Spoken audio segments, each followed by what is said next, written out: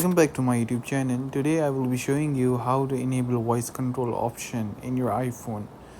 Just you have to go through settings and open accessibility.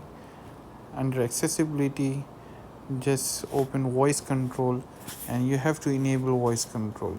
So once you enable the voice control, there is a voice control guide.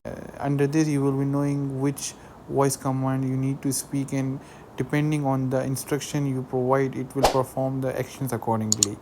So I will go back, I will do done, and I will enable the voice control option, and I will say tap back, scroll down, scroll down, scroll up, scroll up, tap settings.